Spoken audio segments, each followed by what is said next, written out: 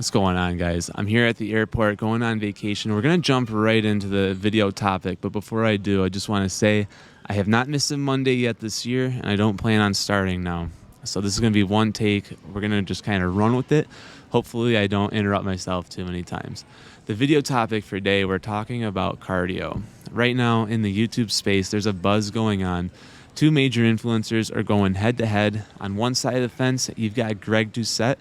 He's all about cardio. He preaches that there's not an upper limit to cardio. And if there is, most of you guys are not going to reach it.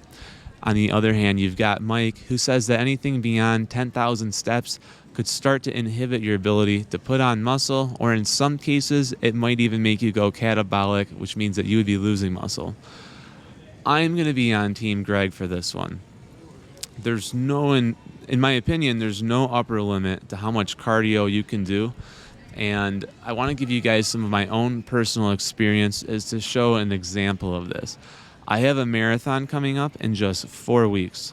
Granted, this is my first marathon, but I've been doing a lot of running to get ready for it. Each week I'm averaging somewhere between 30 and 40 miles, depending on if I have a long run or not. And despite doing all of this running, I haven't had any significant drop-off in any of my workouts, and that's bodybuilding-related workouts.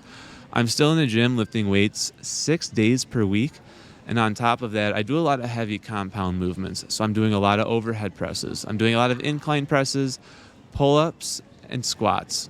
Across the board, every single lift that I do has actually improved in the past 3 months. I have had zero drop-off in strength. In fact, the more mileage that I add, it does seem that the stronger that I have gotten. My physique has only improved. I have gotten leaner. I see definition in areas that I haven't seen before. And even though I'm not perhaps sub 10% body fat, I think right now I'm probably around 13. I'm actually seeing more ab development than I normally would at 13% body fat. So all in all, I would say that so far, cardio has only done good things for me. Beyond that, let's address something that's probably true for most of you. I don't think a lot of you guys are trying to be IFBB bodybuilders. And so for that reason, some things that might be true for a very niche audience is probably not true for the general population. I don't think that running is going to be a detriment to any average person, someone who's natural, someone who has a life outside of fitness. Running can only do good things for you. And it doesn't have to just be running. Some people are into biking. Some people are into swimming. You could even go to the gym and do elliptical if that's what you're into, or just walk a bunch. There's limitless ways to do cardio. I do believe all of them are going to be effective at helping you tone up, lose some extra pounds, and it also allows you to be a little bit more loose with your diet than you normally would be. Let's take a pound of fat, for example.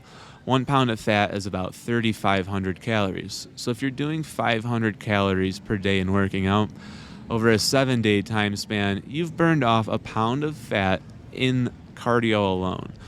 You then have a choice to make. You could either go into a calorie deficit and be losing 1 pound of fat per week, which would get you on a weight loss regimen, or you could eat back those calories and then you have an extra 500 calories that you can have per day. Mind you, that is the size of a small meal that you could have daily, and you would be able to maintain your current body weight. Meanwhile, this is just aesthetics at this point. There's so many things happening under the hood that are understated. You're getting improved circulation. You're going to have a lot more mental strength, feeling good. It's going to help some of those depressive thoughts that a lot of people experience go away. When you have high endorphins, it's almost like a body's natural high. And they do call it a runner's high for a reason. A lot of people do experience, after long bouts of cardio, that they just have this euphoric feeling. I have it almost every single day when I'm doing these runs. If you get me out there for an hour, by the time I'm done, I feel very good. And it's so often, I know it's not just a placebo effect. There's real things going on here. The improvements to mental health are paramount. You know, aesthetic goals are nice. We all do like looking good, but let's face it, you have to live inside your own mind for the entire duration of your life. So you want that to be a positive place. You want that to be somewhere where you're giving yourself positive reinforcement. By doing a lot of running, it's going to help with your own self-talk, the things that you say to yourself. If you're in a bad place mentally, you're probably insulting yourself more than any other person in the external world is. If you can start running, chances are that's going to subconsciously go away because you're positively reinforcing yourself on a regular basis. Cardio just simply makes you feel good. So you're combining the benefits of an improved aesthetic, improved physique, with also the improved mental clarity that comes from doing cardio. But let's talk about the muscles gains for a second. The idea that doing cardio is going to prevent muscle gains, there's, logically speaking, it doesn't even really make sense. Something that I truly believe is that a lot of influencers or content creators in general, they preach what they themselves are doing, and then they are against all the things that they're not doing. So if you see a lot of strong guys saying that, cardio will kill your gains, it's probably simply just because they themselves are not doing any cardio. And then they may be aware of this, they may not. They could be subconsciously just projecting that onto their audience. But the fact remains that there's just no science or logic behind cardio making your physique worse. It just doesn't make sense.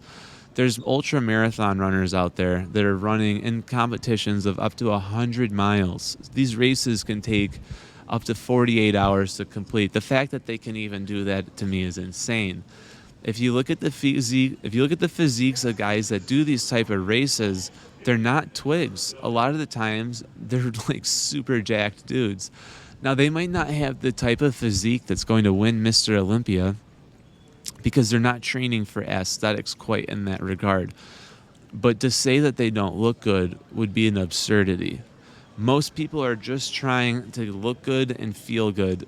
You don't need to get into a bodybuilder's shape to pass a judge's criteria in order for you to look good out here in the real world.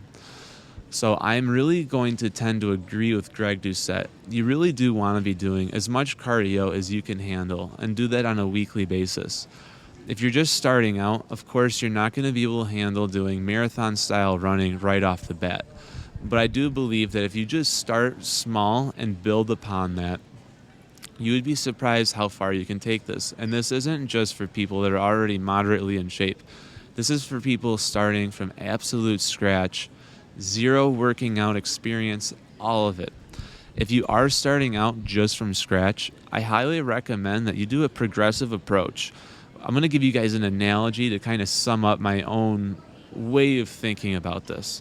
Imagine, you're young George Washington, you got your axe, and you're about to go down and cut some cherry trees. Well, when you hit the tree for the first time with the axe, you might realize that this project of yours is biting off a lot more than you can chew. You're not going to cut that tree down on the first day.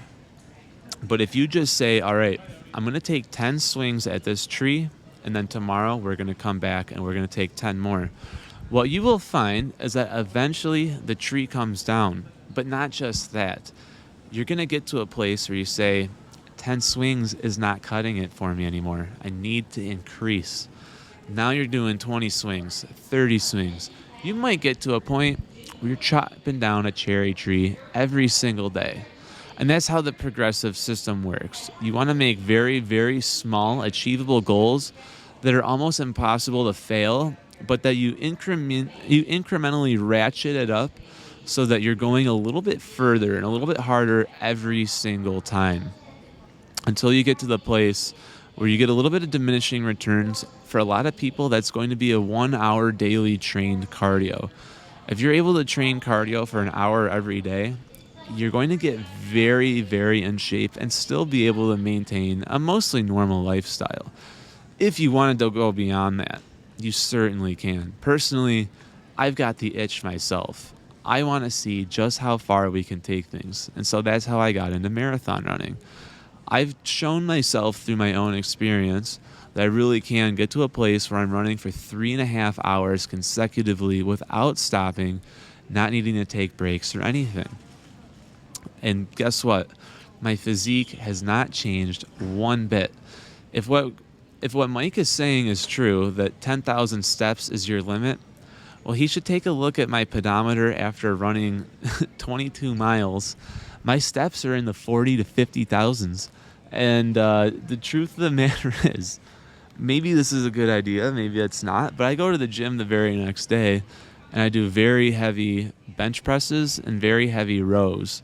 I can't train legs necessarily the day after a long run, but upper body is not an issue for me. No strength has fallen off whatsoever. I will say one thing, because I do want to at least give some caveats out here. I haven't leaned down as much as I think I could if I was following a bodybuilder's approach. And the reason for this is because when you do a lot of heavy cardio, you do end up eating back a lot of the calories that you burned. For example, when I'm going out and doing a long run, I can estimate I'm burning about 130 calories per mile. If I go for a 20-mile run, I try to get a minimum of 2,000 calories after the run is done. Maybe not all in one sitting, but I try not to be in too big of a deficit. I guess you could say for the same reasons that Mike is saying, that you don't want to lose muscle or you don't want to go catabolic, but you can prevent that just by eating more. So to go and say that cardio is the reason you lose muscle, I just don't agree with that. In fact, if the true answer is that you can prevent muscle loss just by eating more protein, that alone proves it's not really cardio that's doing it. It's being in a severe calorie deficit. So if this is something that ever, concerns you, and it concerns a lot of people thinking, well, I can't be doing cardio because it's going to, make my biceps smaller or my chest smaller. All of that is just bogus. I highly recommend you get out there, do some cardio. The mental clarity, you're going to feel so good. That and alone is a phenomenal benefit I think that everybody could gain from. So with that, guys, I think we're going to kind of leave this here. Normally when I post videos, I edit them, I make sure the pacing's good. I appreciate if you stayed all the way through this one. We did all of this in one take, which is kind of new territory for me. I do kind of stutter a lot, so I appreciate if you've watched this far. Go ahead and like the video. Also subscribe to the channel if you haven't already. I post every single Monday, and beyond that, I also live stream my runs. I do a weekly walk and talk podcast Sunday mornings at 11 a.m. This is where I just drop as much knowledge as I can. It's a live format Q&A, so you guys can ask me any topics you want. I've got answers, or at least I'll try to find the best one I can for you. Beyond that, I got shorts and all kinds of fun stuff coming out through the week. For those of you that are interested in coaching, I do offer online coaching available, so you can get a hold of me through my links in the bio. I have my email there, or you can message me on Discord. I have links for that as well. And I've newly introduced a new format where I do consultation calls. So for $25, you can book me for a half hour, or $40 for a full hour. We'll get an idea of what you're trying to accomplish. And in that hour, I'll build out a plan or a program for you, and that'll be yours, customized specifically for you. You'll have to run the play, but it also saves a little bit of money and you're not doing weekly check-ins. So with that, think it all over. And with that, I am about to board this flight, I'm about to board the flight, go on vacation, got a fun bachelor party coming up, and I'll see you guys in the next one. Peace.